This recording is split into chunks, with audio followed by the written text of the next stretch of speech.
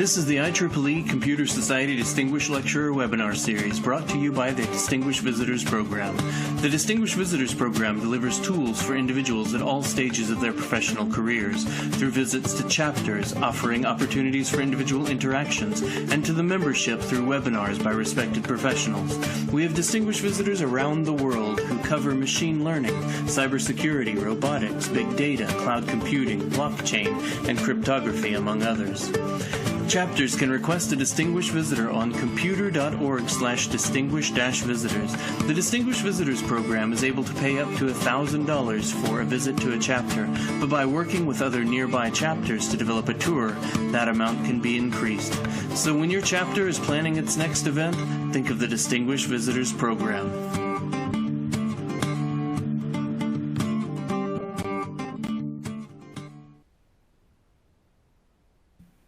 Welcome, everyone, to our Distinguished Lecturer Webinar Series. My name is Carrie Cosby, and I'm the Chapters Manager at the IEEE Computer Society. I oversee our more than 500 professional and student chapters around the world and manage our Distinguished Visitors Program. I'd like to take care of some of the housekeeping tasks before we move on. You can ask your questions in the Q&A panel. Dr. Onwubiko will answer as many questions as he can following the presentation. When you're writing your questions, if it relates to a particular slide, please do your best to reference that slide. The webinar is being recorded, and the slides and recording will be made available after the webinar. Today's discussion is an operational recovery framework for cyber resilience. I'd like to introduce our speaker. Dr. Cyril Onwubiko is Director, Enterprise Security Architecture at Pearson PLC. He's also the Director, Artificial Intelligence, Blockchain, and Cybersecurity at Research Series Limited, where he directs strategy and governance in AI, blockchain, and cybersecurity.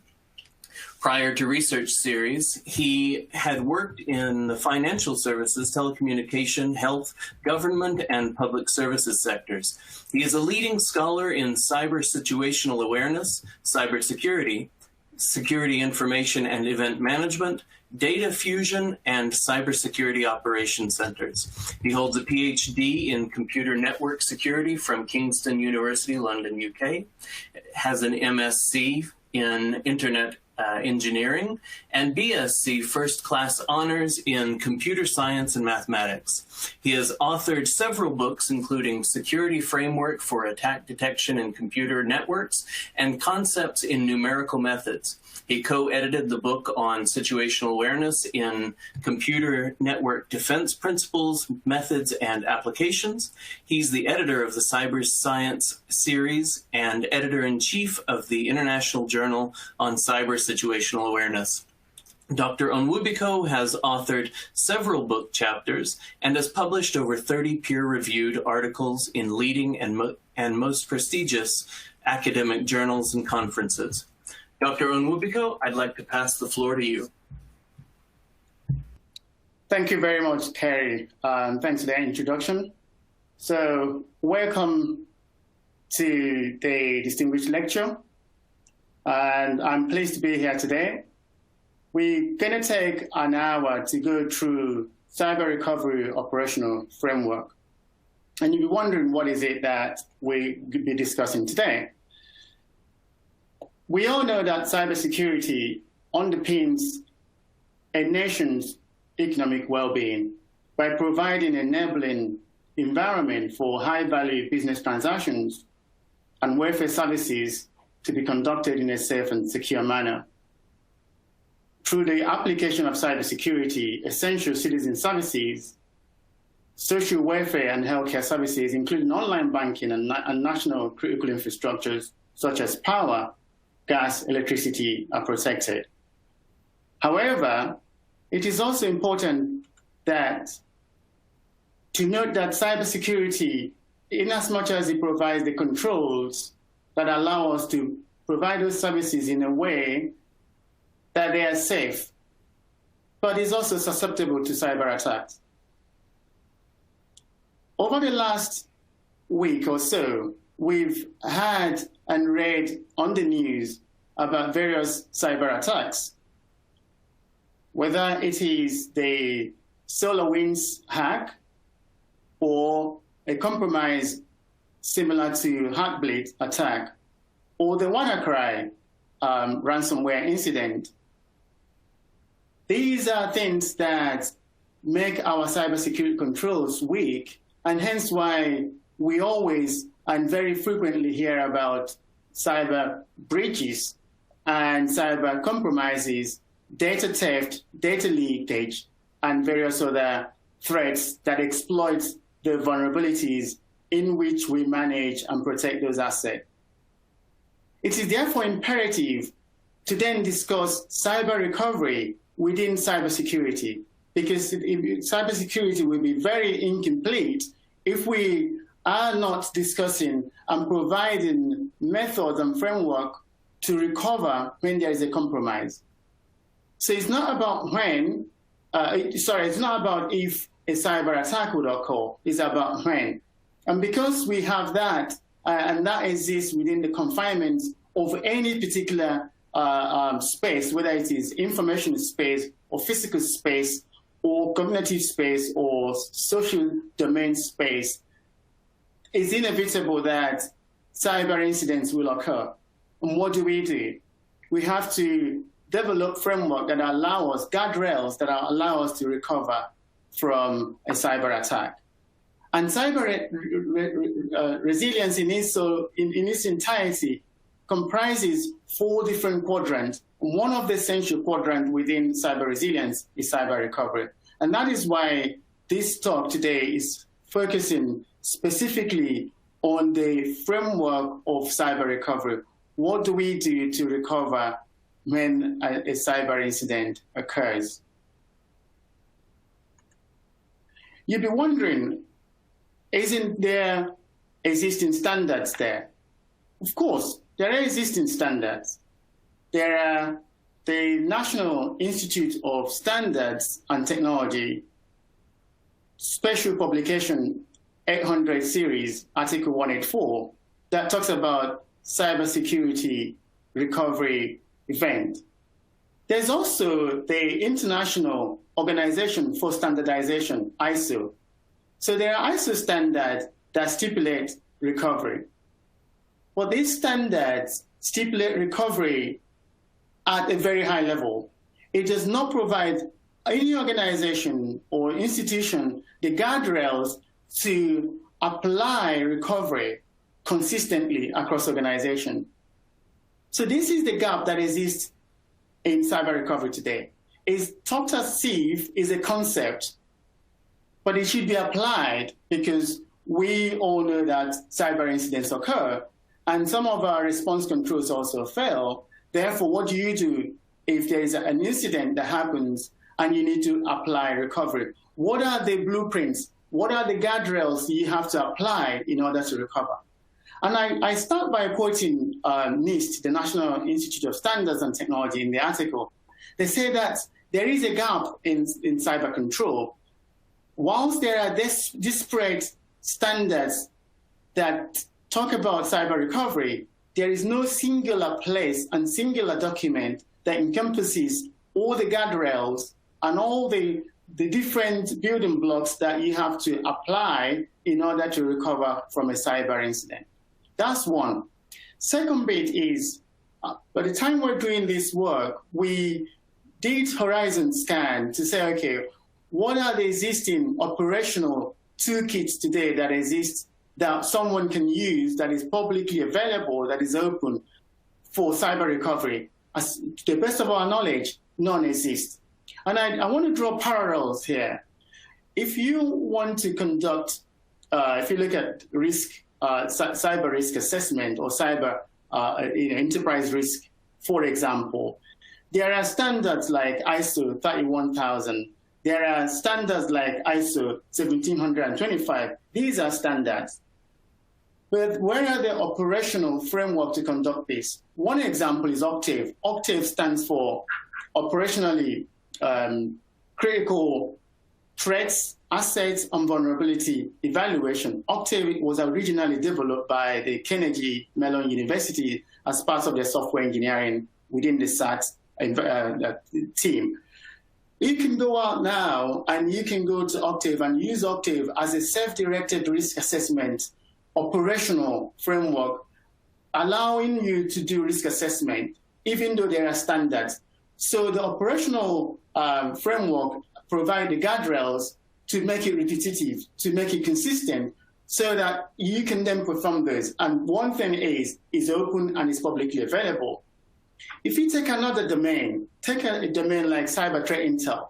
Cyber threat intel has the various standards that exist, but also MITRE has developed MITRE attack framework that provides the guardrails for our TTPs, the threats, the techniques, the tactics, and the procedure. Therefore, an organization can go to now online and use the MITRE attack framework to evaluate their threat intelligence capability, their intrusion detection capability, their cybersecurity control capability within CTI, which is cyber threat intel.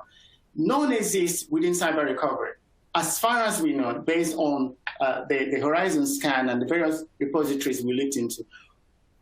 So what we did, we wanted to fill this gap by providing you an operational, that's why the title is in the name, an operational recovery framework that allows us to carry out cyber recovery in a consistent manner. It will provide you the playbooks, it will provide you the runbooks, it will provide you all of the artifacts you would need in order to conduct cyber recovery. It's going to be open and for public use. And that is the distinct, if there's something you want to take away today, that is to take away that what we're proposing and what we've developed, you will see it in the next slide, is an operational cyber recovery framework that allow organizations, that allow industry, academia, and government to conduct cyber recovery in a consistent manner. So what is the vision for the framework? The framework will be made open. It's going to be publicly available so that any organization or any person that wishes to can use it. So this is the toolkit. It's available today for public preview. So you can use, go online. I know you're online now. If you go to https://cyberframework.cimric.com, that is there for public preview.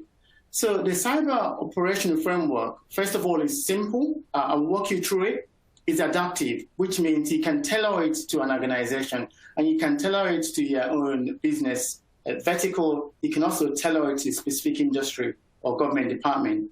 It's the vision, as I stated clearly, is that it's open and it's for public free use. So you are allowed to use it today. You're allowed to take it, you're allowed to template it, you're allowed to adapt it, and you can also use it as it is. So which means you can use it as it is to conduct cyber recovery assessments and cyber recovery roadmap and capability controls.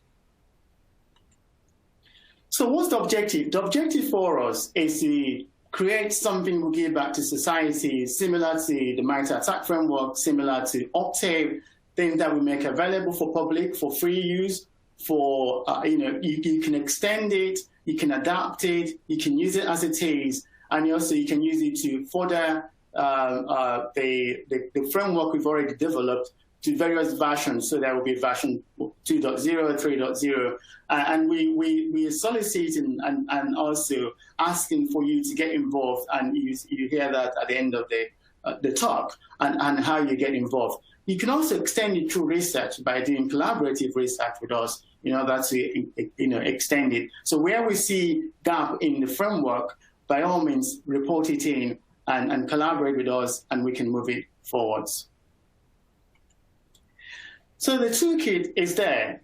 We've presented the toolkit at an IEEE conference last year, and we've presented it to various other forums, industry forums, where we've played it out. I will start with the first one, and I don't mean to extensively discuss all the various aspects of the framework here. So the first thing we want to make sure that you take away is, what is cyber resilience? So cyber resilience is that body or that enables you to do 4 important aspects in cyber, which is about preparing for when an incident happens, there is a data breach, and whether it's a major or significant incident, and if the asset is compromised and you couldn't respond to it, and the response failed, what do you do to recover? And that preparedness is the first pillar in cyber resilience. The second pillar within cyber resilience is actually the withstanding. So within the withstand, you are providing controls that will deter and withstand and make sure that the asset itself, the resources you're protecting, is able to withstand an attack and still continue business operations whilst still faced with enormous attack. But the reality is that some systems fail, and they may not withstand the attack very well, and may not last long in terms of duration based on how long the attack is. So the next aspect of resilience is actually recovery. So if you then failed, what do you do to recover your data? What do you do to recover business controls? What do you do to survive survivability of the business? And the final bit is adaptation. So if you recovered, say, partial recovery or full recovery, what you want is to close the back door or to close any compromised path through which the attack, the successful attack. And that adaptation will occur in various aspects. It could be technology adaptation by having enough technology controls. It could also be process adaptation, or it could also be procedural adaptation. And that's what cyber resilience, in a nutshell, comprises. The provision through the recovery toolkit is actually focusing on recovery. So what do you do to recover from a cyber attack? What are the processes that you need to provide for an organization? What do they need to know about their estate in order to provide the right recovery controls and recovery processes? What should they do in terms of providing those as a blueprint so that recovery can be automated and can happen consistently? The other bit is, if they did an assessment and they found that nothing existed in the organization, what can they use to build their recovery roadmap? What can they use to build their recovery capability? And that's what one of the contributions of this framework. So the framework is in two. The first thing we realize is not every organization is going to have the right resource in terms of the manpower and the people aspect in order to use the full version of the framework. Therefore, we created a lean version. A lean version is a subset of the full version, but you can then start off, an organization or an individual can start off with the lean version and then move into the full version. Within the full version equally, you could actually use, draw a roadmap where you do the first assessment in order to identify the gap in the recovery mechanisms for the organization. And then that roadmap will then draw out what you need to do for year 1, year 2, year 3. Therefore, it's not encompassing that everything within the full recovery framework or toolkit is fulfilled the first day or the second year or even third year. So you could use that assessment, the outputs from the assessment, in order to guide the organization's recovery roadmap. So the full version comprises of 8 functions, what we call 8 functions. So that's from the identify, control, map, plan, playbook, test, and continuous improvement, which I'm going to walk you through in the next slide. And these are the 8 functions that make up the framework. Underneath each of the functions are the pillars, and we have about 41 pillars and various deliverables. Within the lean version, you just have one single function, but you have 6 pillars and 2 key deliverables. So here is the full version of our cyber operational recovery framework.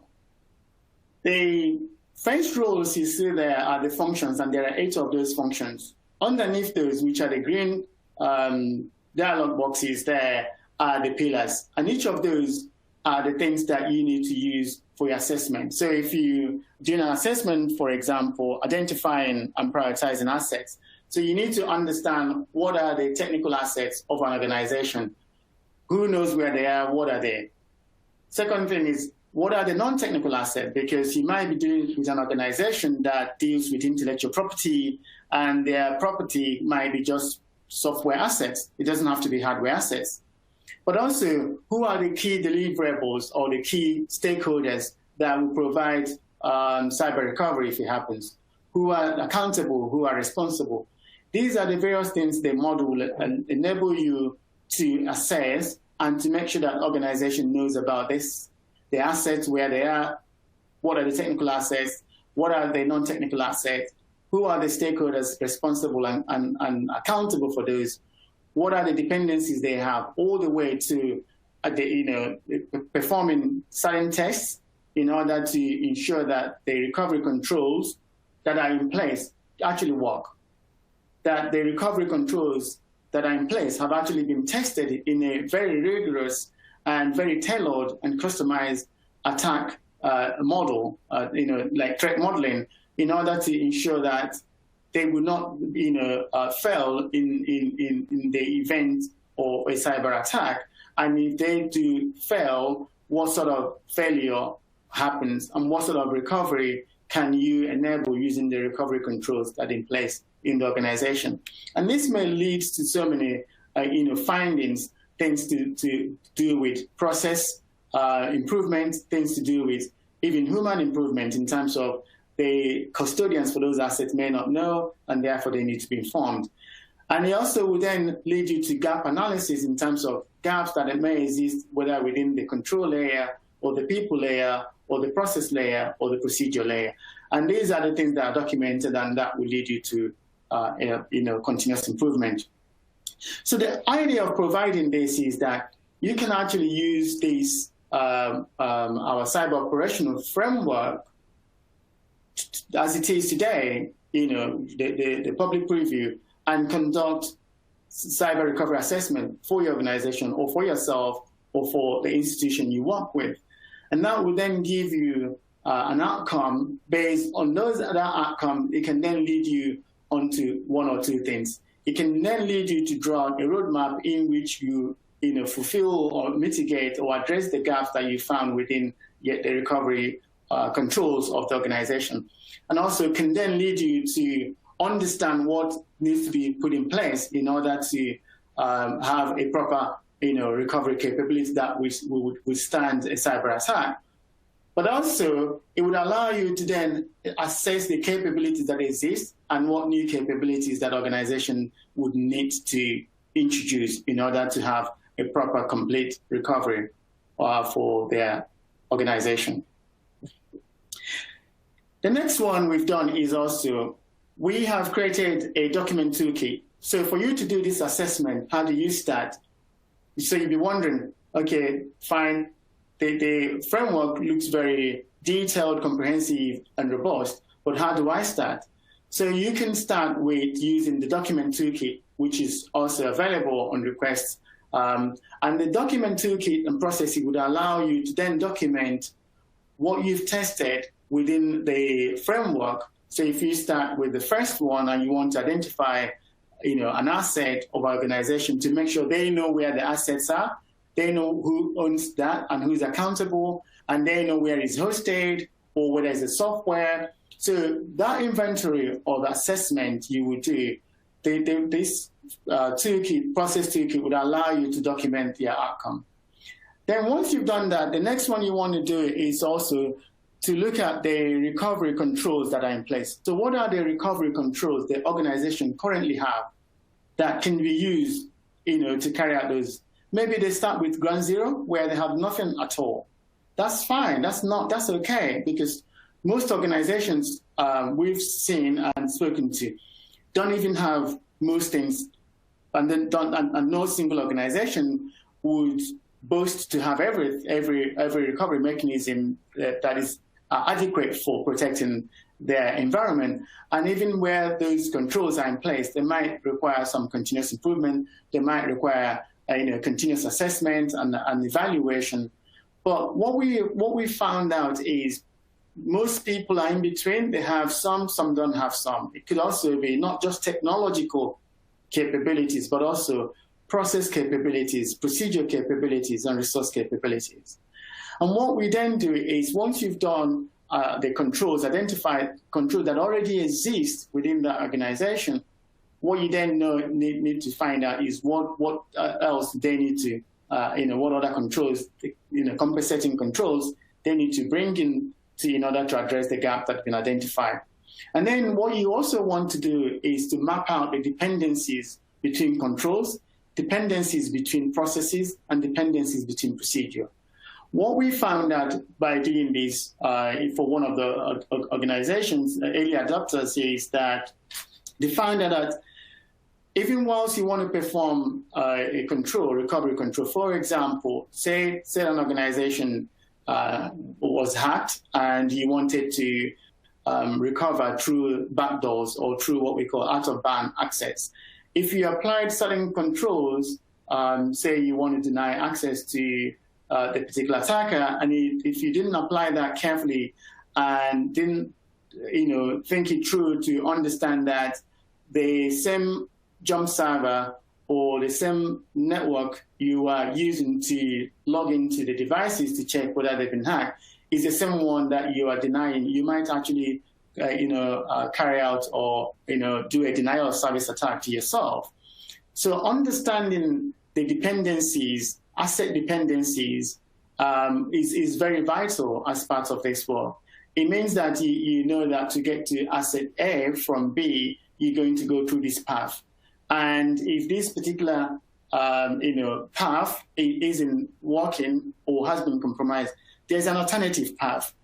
Even understanding that there needs to be an alternative path and document that is equally a good thing. And that's one of the things that the model in entirety would highlight, those things that you haven't considered quite pertinent, but are very important. And that's why we've developed these guardrails so that you can take it and apply it to your organization today. And you can then start to get the results out of it and start to see where else you can strengthen in order to carry out a complete recovery should a security incident happen. Should there be a compromise of some sort? Should there be a data leak or a data breach of some sort? Also, it enables you for continuous improvement because, of course, new TTPs will come on board, and the adversary might use those new TTPs in order to gamify you. They might use new, mechanisms like ML, machine learning type mechanisms, or AI type mechanisms or robotics RPA in order to gamify the system.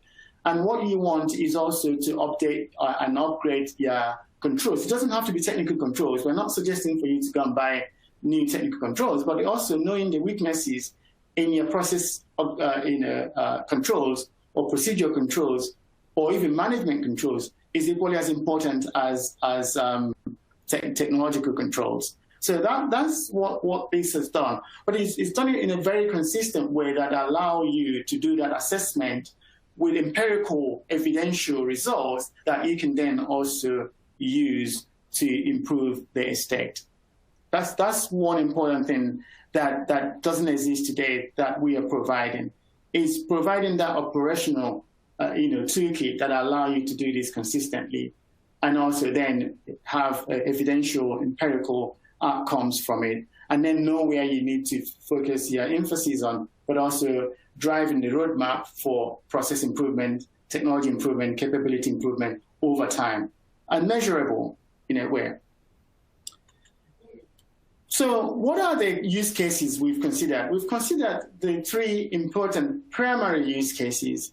So the first one there is it's open for research. It's open, so you can, as a researcher or as a student, as a collaborator, or as any early adopter, you can use the framework as it is, and it's public, open for public use. And we can collaborate. We can say, okay, these are the things we've seen. For example, an organization we are speaking to, they are in SCADA network, in ICS network, say industrial control system.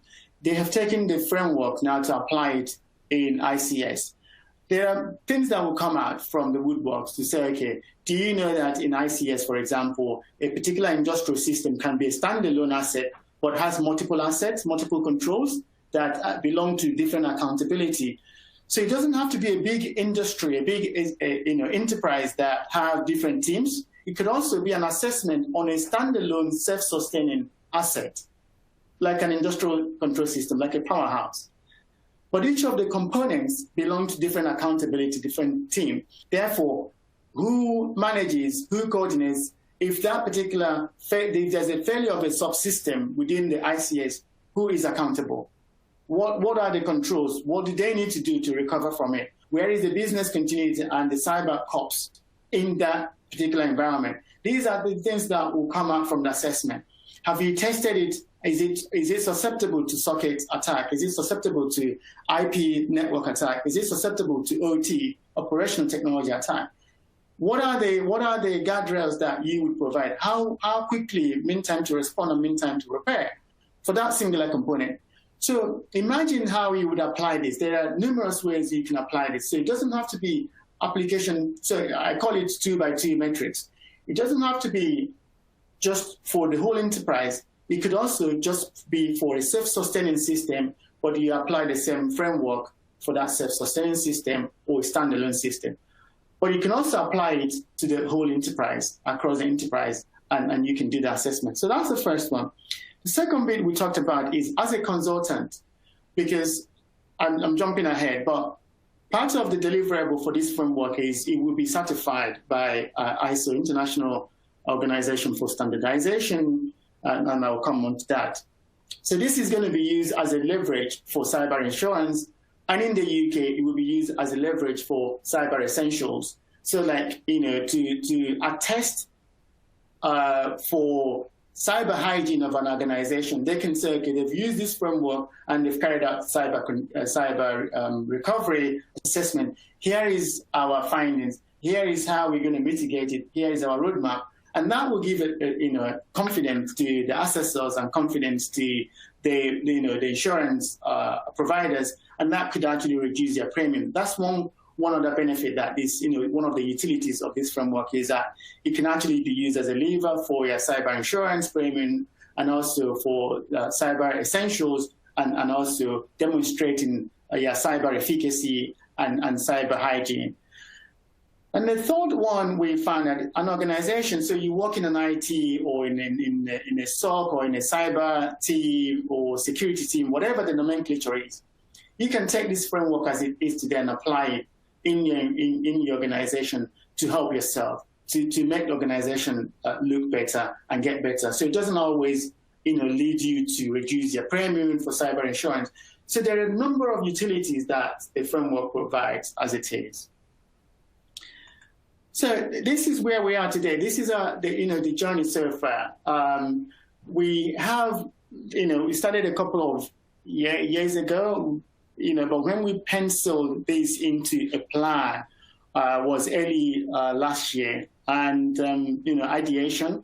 And what we did is that we then start to look at, the first thing is what is out there, and that's how we found out the gaps that exist in our literature, the gaps that exist in our society in terms of cyber recovery, not having guardrails there, or operational guide, or blueprint, or playbook, whatever you call it. So as I gave you example, if you look at risk, enterprise risk today, there is standards, but there's Octave there, and the other, open and publicly available. So, and what happens is, you can now use Octave to do your own self-assessment of risk. When we looked at some CTI, you have the MITRE ATT&CK framework. They're not competing with the standard. They are complementary. And when we looked at cyber recovery, there wasn't anything there in terms of operational. I want to be very clear, operational, not in terms of the standard. There is ISO standard, there is the NIST standard, there is the SP 800 and 184. But this is an operational guide that allow you to complement, to fulfill those standards, to fulfill the NIST SP 800 and 184. And again, according to NIST, also bringing it together in one place where you can actually use this, not having things in disparate places, but in one place, that allows this to demonstrate value, that allow you to actually quantify the assessment you've done, provide empirical evidence, and also a structure for a roadmap for how you address those and how the organization, gets better in the cyber hygiene, in the cyber recovery, in their operation. And that's one fundamental contribution. So we published the early manuscript was published in an IEEE conference in the summer. And based on that, we created these collaterals I've shared with you, the actual model, the framework on slide 10, and then the toolkit that allow independent assessors to then carry out assessment using the framework against an organization or a university or an individual. It doesn't have to be an enterprise to use this. You can use this on your own. And the next milestone for us is then, once we've created the various artifacts, we then want to take it through ISO 17024 certification, which is about skills metrics certification of the assessor. And that application is going. So they have given us recommendations in terms of collaboration with industry early adapters. And that's why we are we want you guys, listeners, they're invited to collaborate. So some of you can collaborate in extending it in terms of codifying it to version 2.0, or also extending the various other deliverables we have in our pipeline. And also, it could well be that you just want to test it and then give us feedback, and that's going to be helpful in terms of your experience and how we get it, how we improve it. And then that certification will go, or if we do get it, which we'll hope, that becomes part of the UCAS. And what it means is that we would have independent assessors using the framework to apply it against various organizations, and that can help them as part of the utility of the framework in terms of reducing their premium in terms of cyber insurance or cyber essentials or various other certifications that they might use it for and deem that necessary. But the most important thing is that they help the organization and help themselves in making sure that they are ready. There is that readiness within cyber resilience. There is that recovery capability. They know the gaps. They know what they need to do. There's a roadmap of work in terms of mitigation and addressing the gaps they found, and also that they have this to demonstrate value for the organization. So some of my, the guys who we have contacted have helped us in terms of feedback.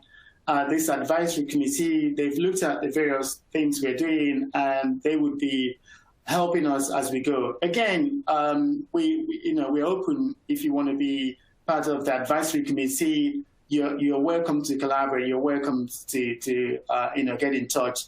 Please, by all means, do get in touch.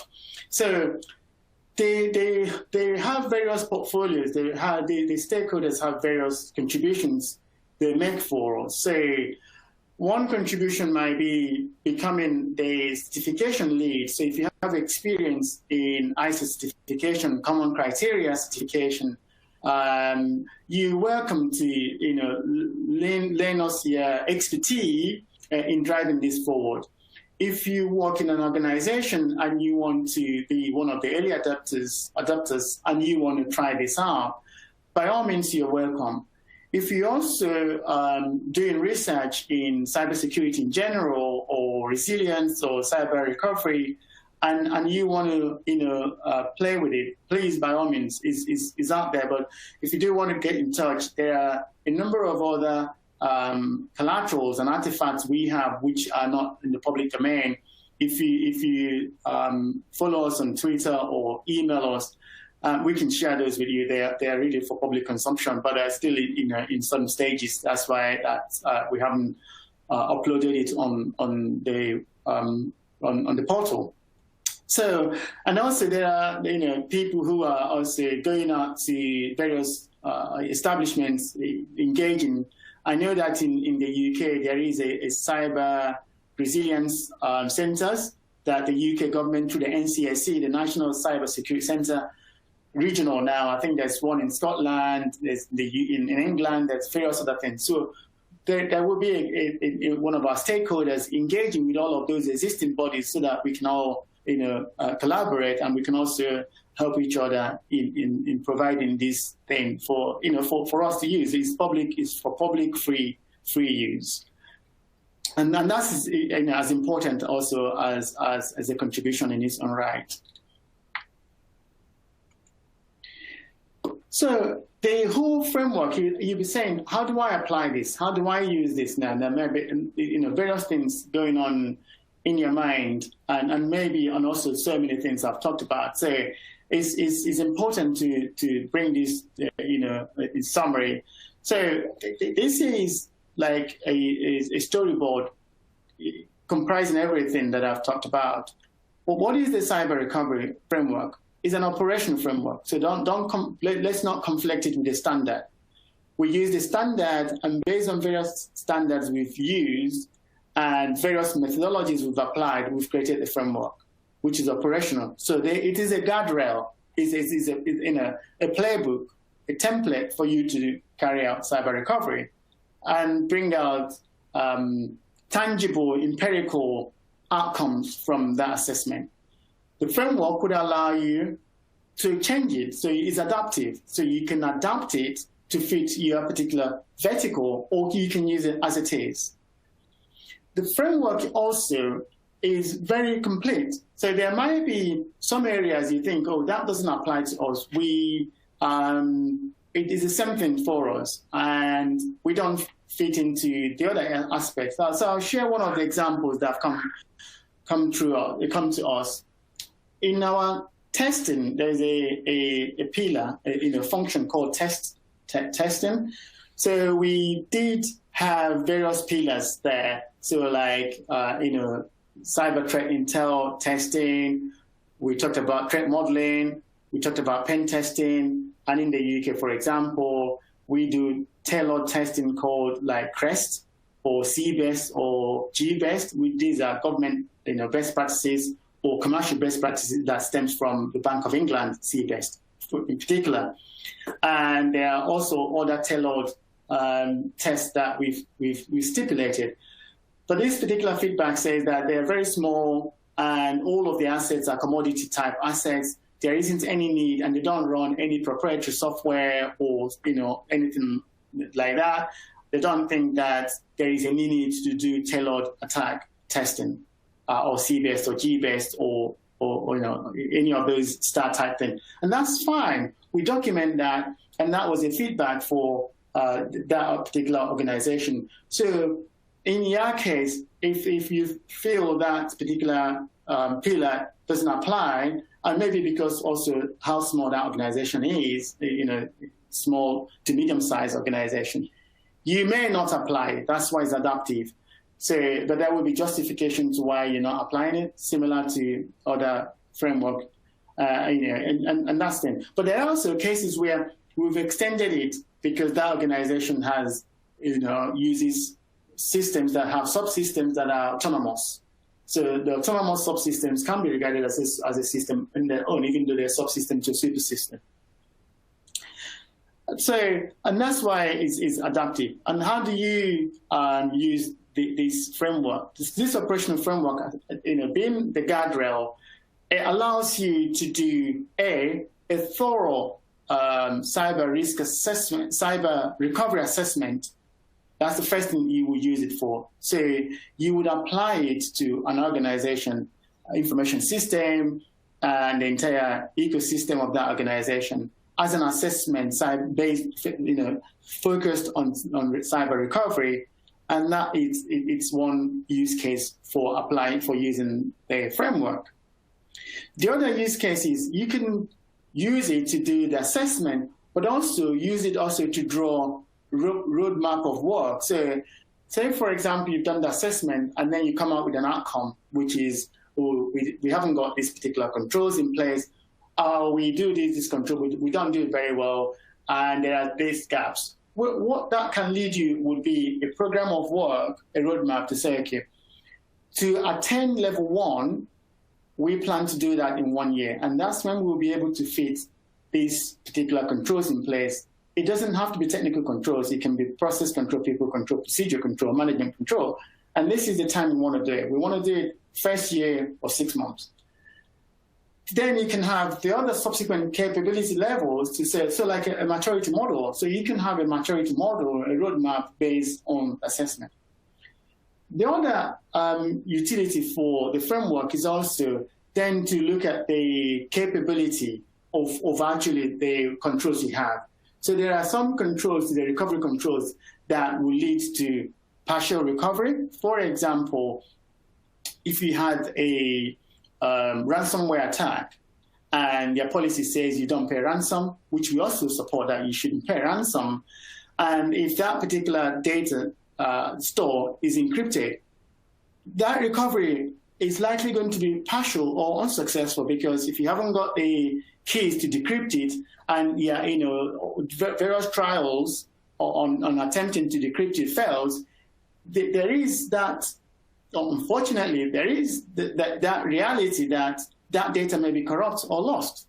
So what the framework isn't promising you is that you will, that the recovery must be successful, but it allows you to find out for yourself. And that is the good thing, the known rather than the unknown. So that you can say, okay, if we were hacked today and it's a ransomware and our policy says do not pay any ransom, we are going to document that the recovery will be partial at best and a failure at worst, because we may not be able to, A, have a matching pair of keys to decrypt it, and B, an attempt to decrypt it can actually corrupt the data and make the data unusable. So there is that understanding of reality that in the case of a ransomware, that your data may be lost. That is something to have. That is something to document. And that this framework as a utility would allow you to understand those as you do your assessment yourself and document those and then use it forward. Again, we are mindful that not every organization is scaled up and not every organization is big in size to have the right results, to have the right investment in recovery. And some may outsource it to a recovery cyber resilience or recovery center, provider to do that. But then you are. This is also good for that sort of engagement, because you can tell them, here is a framework that I want you to use to do assessment, and then let's have a discussion. Okay, that's why we've created also the lean version that not every organization can do a complete version. Therefore, the lean version is like a starter for 10, as we say in the UK. Is a starting point, for that journey. It's better to have something than have nothing.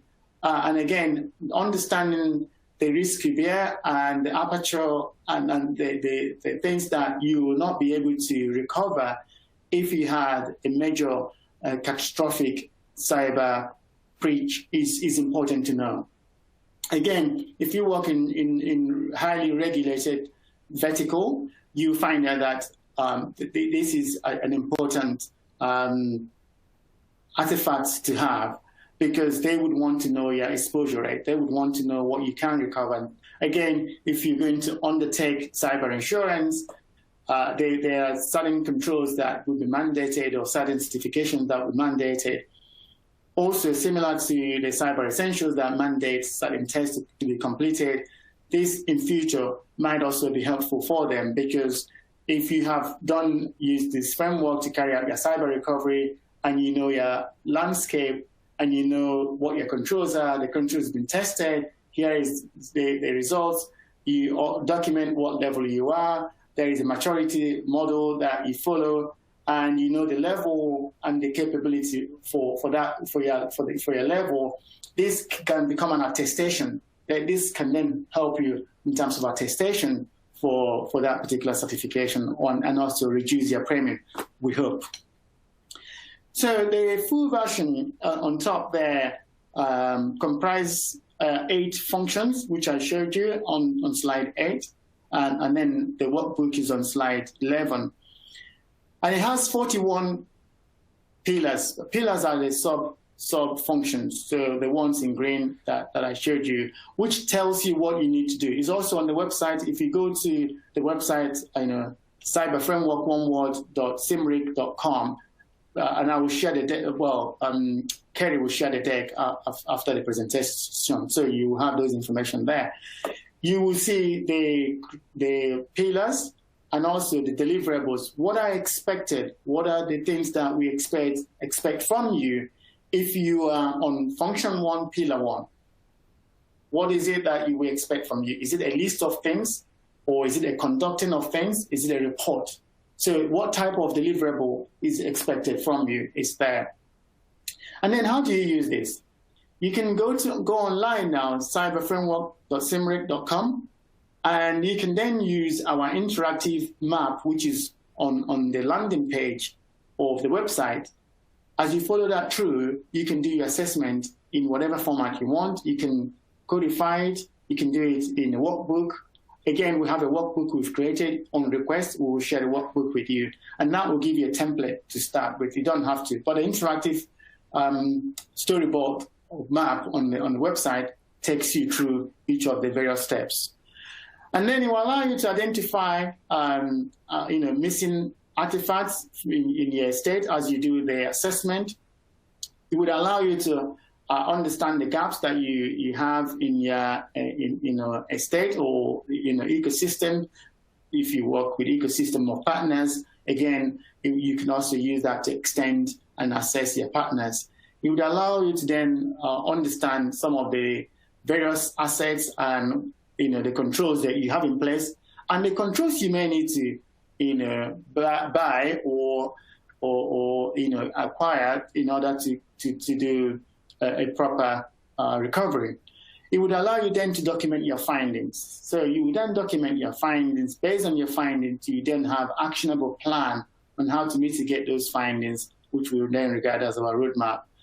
And then you fix the things. Mitigation is important, and there is this continuous improvement. So as when new TTPs come on board, you then use new TTPs to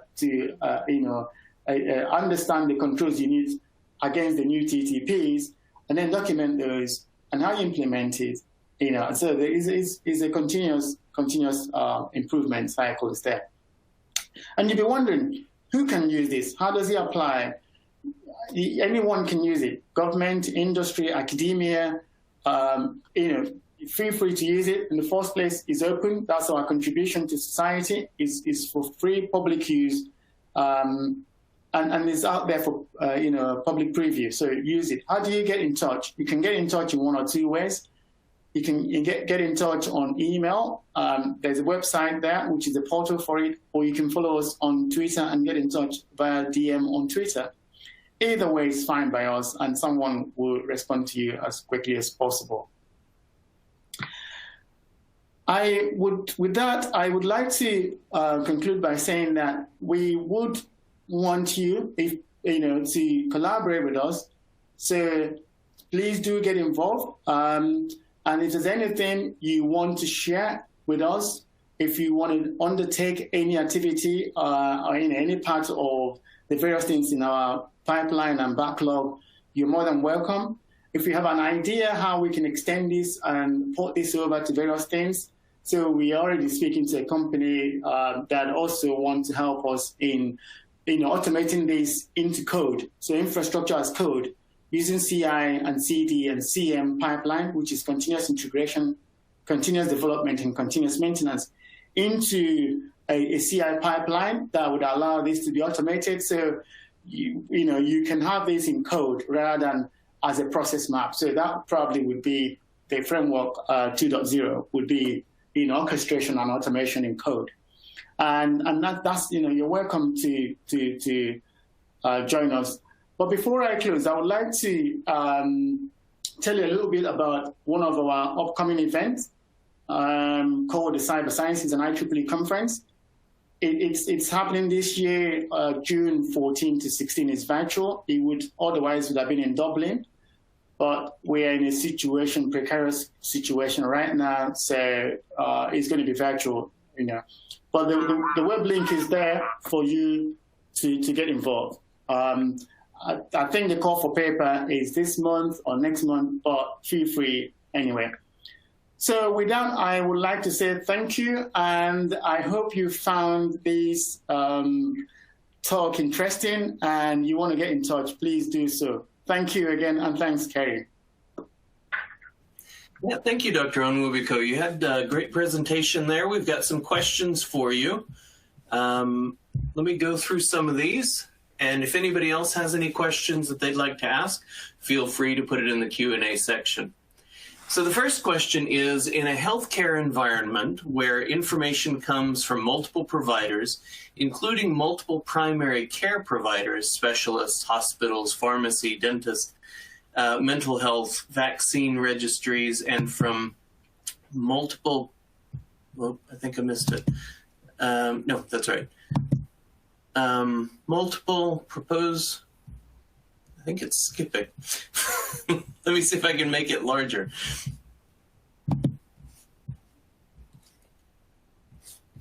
Okay, let's try this again. Let me start from the beginning.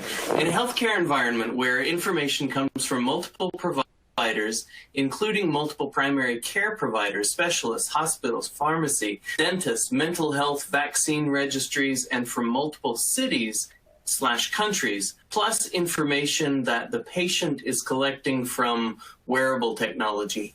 How do you propose to do cyber recovery when all of these parts are not necessarily located in a single integrated space, but rather a distributed system, which in many cases may not even be interoperable? Very, very good question. It is a really interesting question. So what happens is, this is where the framework is, the utility, one of the aspects of the utility of the framework is, as the person who asked the question presented it, because this is distributed and disparate, they don't have to be interoperable or interconnected. So long as you can identify who is managing and responsible and accountable of each of the standalone silos, and so long as you can understand what are the controls that exist for you to recover if that singular control, if that single asset is compromised, so long as you can also understand what you need to do to recover that single aspect, you can apply this. It doesn't have to be all connected systems. But in future, again, nothing stops us from extending this to overlay networks. So like having a blockchain, using blockchain for the distribution, but then doing the assessment using the blockchain overlay. But I'm not suggesting that now, but all I'm suggesting is that if you have to use this framework today in this environment, is applying this framework to each of the disparate systems that are independent, as if you are doing an independent assessment on all of those disparate systems. And that will give you a view of each system, and you can actually bring it back and have a dashboard that then augments and then brings in all of the disparate views into one. That's one way. Another way is having the responsibility of recovery also distributed. So you already have administration and management of each of those systems distributed because of the nature of how it works. Therefore, you can also offload that responsibility of recovery to those constituent accountability owners of those assets. Okay, very good. Our next question is the cyber recovery framework an active document, i.e. one could click the item on the web page and expect to open up a targeted page? If so, would it be possible to share the active document or the link to the framework page? Yes, so it's active. So as you go on the home page and scroll down, you will see the framework there. Active in the sense where it will tell you, as you click on each of those, it will tell you what is expected and what you need to do. However, if you get in touch, we can also share a workbook for you that have all of those functions and the pillars, And all you need to do is then complete the assessment yourself. Either way, either you use the website or you get in touch and we can share a workbook with you. Okay, very good. The next question is, the prepare stage seems to go directly to assessing the criticality of assets. In my experience, the business has to make some hard choices about the business functions that really matter and can be recovered as a subset of the total. This requires function-based understanding of the organization that often does not exist. It then requires a policy that sets the priorities so that there is clarity in the heat of the moment. Only then can the organization decide which assets need to be recovered in which order. FYI, I work in the UK. This is the person's name, Mike St. John Green, or St. John. So I guess it's more of a statement than a question. Would you like to say anything to that? I could comment, Michael. Thanks for that. So this is really true. There are cases we've seen where the organization doesn't even know that they have the asset, and when they do know, they don't even know who is in possession of that asset, let alone understanding the criticality. So again, one of the utilities of doing this, I use the fire marshal analogy. So the reason why the fire marshals do fire drills is if they haven't done a fire drill and have a playbook for how they respond to a particular type of fire incident, then their response is going to be chaotic. And that's what we're seeing in industry today. Because organizations haven't taken their time to draw out this playbook based on the various scenarios, the response is always chaotic. And with that chaotic nature, you achieve practically less than you would have achieved if you've done it in a very methodical way. Therefore, by engaging early, then you now preempt the organization to start thinking about the value they would place on each asset, and if what type of incident would that happens to those assets, what would be their prioritization in terms of fix. So you also need to use this to kind of drive that engagement with the business. You couldn't, in my opinion, it's like if you haven't done the fire drills and you rush out, people are going to use different solvents, different extinguishers for a type of fire incident that isn't appropriate. So some people will pour water when you need something else.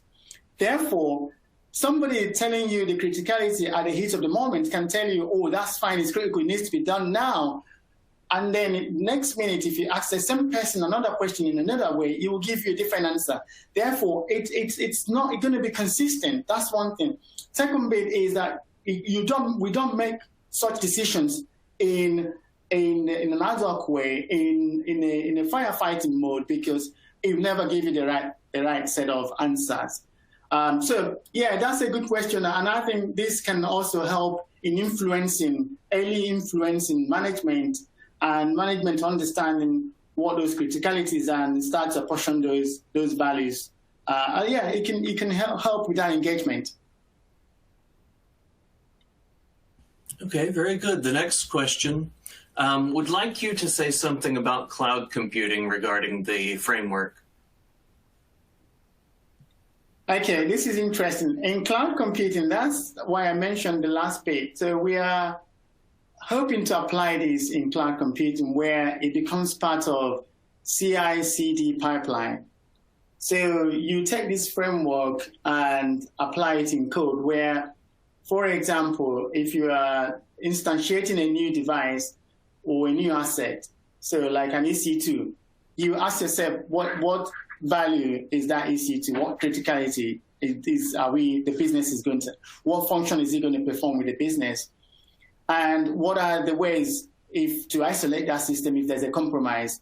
Do we have a forensic lab where we will do our subnets that once there's an incident, we will push down the group, policy object, and then stop the routes in externally, and then all the that will have connection to that asset will be a forensic lab. And this can be codified infrastructure as a code within cloud computing. That is where we're heading to, where this majority of what you're seeing here today that is process driven become automated in code for the future edition. And that's where we need your input. If you want to help, please get involved and let's do it together. All right, very good. We are coming to the end of our time, and so I'd like to take this moment to thank Dr. Onwuebiko. I'd also like to thank all of you for attending. Our next Distinguished Lecturer Webinar Series webinar will be on the 25th of February at 9:30 a.m. Eastern U.S. Eastern Time on Behind the Scenes of the Internet of Things Revolution. That'll be presented by Tulika Mitra, Professor of Computer Science at the School of Computing, National University of Singapore. The next webinar on standards in the Standards webinar series will be on IEEE Standards 802, Connecting the World, Part 2 at 11 a.m. U.S. Eastern Time on the 20th of January, 2021, and that'll be presented by Dorothy Stanley and Pat Kinney.